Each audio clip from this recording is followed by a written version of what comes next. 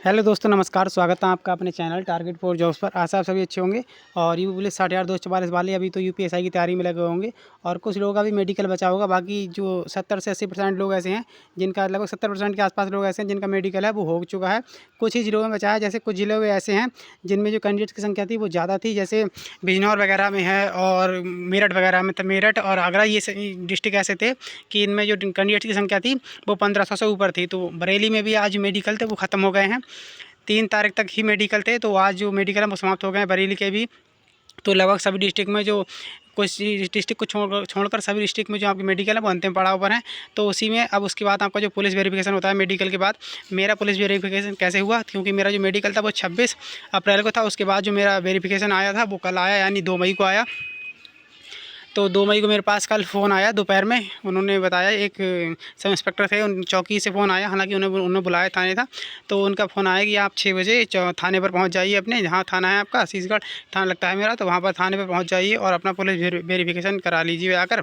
तो फिर जब मैं वहाँ गया तो उन्होंने बोला था कि जो अपना एक करेक्टर सर्टिफिकेट है, जैसे प्रधान वाला करेक्टर सर्टिफिकेट होता है, या तो आप वो बनवा सकते हैं, आप हाथ से भी हस्तलिखित भी ले जा सकते हैं। जैसे कि उसमें आपको ये लिखना होगा कि मेरा मेरा ये नाम, ये सन ऑफ और मैं यहाँ का निवासी हूँ। निवासी लिखने के बाद आपको भेजना है कि कि जैसे प्रधान लिखेगा वो कि पर आप लिख देना, मोहर और साइन उनके करा लेना। तो आगे लिखा जाएगा कि इनका चरित्र उत्तम है और मैं उनके उज्जवल भविष्य की कामना करता हूँ, बस इतना लिखा जाएगा। वहाँ पर जो प्रधान की मोहर होगी वो आप मोहर लगवा लीजिए और साइन कर लीजिए। एक फ़ोटो ज़रूर लगा लीजिए, क्योंकि जो मैं साइन और क्या कहते हैं मोहर तो लगा के लेके, लेकिन फ़ोटो लगा के नहीं लेके। तो उन्होंने बोला कि वैसे तो आपको क्या करना था, जो आपके मोहर थी वो आपको फ़ोटो के ऊपर ही लगाना था मोहर को। मोहर और साइन दोनों उसके ऊपर ही आधे, ऐसे आधे फ़ोटो पे होते हैं, आधे उस पे नीचे होते हैं। तो वो आधे-आधे उस पे करने थे, लेकिन उन्होंने बोला, मैंने लगाया नहीं फ़ोटो, तो उन्होंने बाद में फ़ोटो लगा लिए। उन्होंने बोला चलो कोई इश्यू नहीं, फिर भी ध्यान रखो कि अगर ऐसे फ़ोटो कैरेक्टर वगैरह बनवाओ तो उसमें फ़ोटो लगा के आधे पे साइन होना, आधे पे मोहर होनी चाहिए, आधे पे फिर नीचे होना चाहिए, ऐसे होना चाहिए था। जिसका भी मेडिकल अभी करेक्ट पुलिस वेरिफिकेशन बचा है, तो ये चीज़ ध्यान रखें कि जो वहाँ पर फ़ोटो लगा के उस पे मोहर लगवाए फ़ोटो पे, और साइन भी वहीं कराए। फ़ोटो ज़रूर लगा ले, बिना फ़ोटो के वहाँ पर वो लोग नहीं लेते हैं, क्योंकि फ़ोटो वहाँ पर अनिवार्य है वह लगाना। और उसके बाद उन्होंने कैरेक्टर बोला, उसके बाद बोला कि अपनी वहाँ पर जाके जो अपना एक आधार कार्ड है, आधार कार्ड की एक फ़ोटोकॉपी ले आना। तो वो मैं फ़ोटोकॉपी ले गया आधार की, और 2 फ़ोटो बोले थे, तो 2 फ़ोटो तो उन्होंने ले लिए। 2 फ़ोटो तो उन्होंने लिए थे और एक कैरेक्टर पे लगा लिए। लगभग 3 फ़ोटो की यहाँ पर आपको ज़रूरत पड़ेगी। और जैसे मेरा एक दोस्त था, तो उसका आज था पुलिस वेरिफिकेशन। तो ऐसे मान कर चलिए कि उनका पहले, तो उससे बोला, उससे ये नहीं बोला कि कैरेक्टर और आधार और फ़ोटो ही नहीं बोला, उससे आपका जो 10th और 12th की मार्कशीट थी वो भी मंगाई, और निवास प्रमाण पत्र भी मंगाया, निवास प्रमाण पत्र भी मंगाया था उन्होंने। तो ये सारी चीज़ें और जो करेक्टर था और आपका आधार वगैरह, ये सारी चीज़ें मंगाई। यानी कि उससे शैक्षिक के प्रमाण पत्र थे, हाई स्कूल इंटर के, और निवास और फ़ोटो, आधार और करेक्टर, ये सारी चीज़ें मंगाई। सभी जगह पे ये चीज़ें नहीं मंगा रहे हैं, अलग अलग थानों के हिसाब से अलग अलग मंगा रहे हैं। हालांकि वो भी मेरे पर वो उसका थाना दूसरा रहने वाला वो मेरे तहसील का ही है।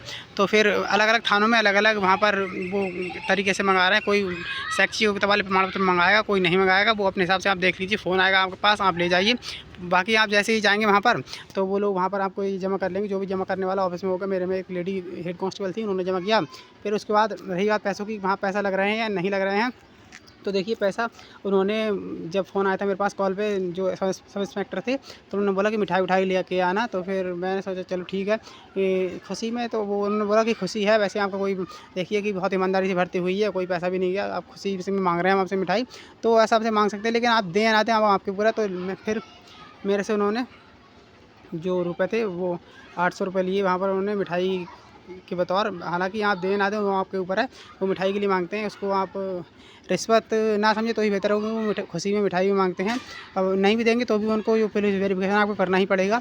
ऐसा नहीं है कि वो नहीं करेंगे, लेकिन आप जब वो मांग रहे हैं तो आप, उम्मीद है कि मतलब आप दे दें तो ही सही है। 200-400 रुपये में कुछ ऐसा नहीं जा रहा, नौकरी लग गई तो खुशी में ही मांगते हैं, वो भी ऐसे नहीं मांग रहे हैं। बाकी आपकी मर्ज़ी है, जैसे भी करें। और रही बात जॉइनिंग लेटर की, कि आपका जॉइनिंग लेटर कब तक आ सकता है, तो देखिए लगभग मैंने देखा था 26 या 28 जो मई तक थे। कुछ जिलों में मेडिकल चलने वाले हैं, जैसे आगरा वगैरह में। तो आप ऐसा मानकर चलिए कि जो आपके जॉइनिंग लेटर है वो आपका 7 से और 10 मई की, 10 जून के बीच जो आपका एडमिट कार्ड है, 5 से 10 जून मान लीजिए कि 5 से 10 जून, इसके पहले आपका जो है, आपका जो ज्वाइनिंग लेटर होगा वो नहीं मिलने वाला है। 5 से 10 जून के बीच आपको जो ज्वाइनिंग लेटर है वो मिलेगा। उससे पहले तो उम्मीद नहीं कर सकते, क्योंकि मेडिकल ही 28 मई तक है कुछ ज़िलों में। तो 5 से 10 जून के बीच आपका जो है ज्वाइनिंग लेटर वो आपके पास आ जाएगा। अब उसमें भी 2-3 तरीके होते हैं कि आपका जो ज्वाइनिंग लेटर वो कैसे आएगा, कि थाने से भी आ सकता है। दूसरा, आपको बुलाया जा सकता है कि जेटीसी सेंटर आ जाइए, यहीं पर आपको ज्वाइनिंग लेटर मिल जाएगा। तीसरा, जैसे रोज़गार मेला लगता है, केंद्र सरकार की भर्तियाँ होती हैं, जैसे मुझे बुलाया था लखनऊ, उसमें सीआरपीएफ में हुआ था मेरा। तो वहाँ पर लगा के जैसे ज़िले में बुला लेंगे आपको, कुछ लोगों को मुख्यमंत्री जी 15-20 लोगों को लखनऊ बुला लेंगे, बाकी ज़िलों में बढ़ जाएगा। तो वहाँ पर जो भी कप्तान वगैरह होंगे वो आपको ज्वाइनिंग लेटर दे देंगे। 3 तरीके से मिल सकता है। बाकी आपने अब तैयारी करते रहिए आगे की यूपीएसआई के लिए, क्योंकि ट्रेनिंग टाइम में आपको ज़्यादा समय नहीं मिलने वाला है। यूपीएसआई की तैयारी में लगी रहे। बाकी कोई आपका कोई कमेंट हो, डाउट हो, तो आप कमेंट कर दीजिएगा, मैं आपको रिप्लाई जरूर करूँगा। और सभी जानकारी मैं यूपी 60,244 या अन्य भर्तियों से रिलेटेड सभी जानकारी मैं टेलीग्राम पर प्रोवाइड कराता रहता हूँ। तो टेलीग्राम आप ज्वाइन कर लीजिए। टेलीग्राम का लिंक मैंने डिस्क्रिप्शन में दे रखा है, वहाँ से आप ज्वाइन कर सकते हैं। वीडियो अच्छी लगी तो वीडियो को लाइक जरूर करें दोस्तों, और चैनल को सब्सक्राइब करें। धन्यवाद। जय हिंद, जय भारत।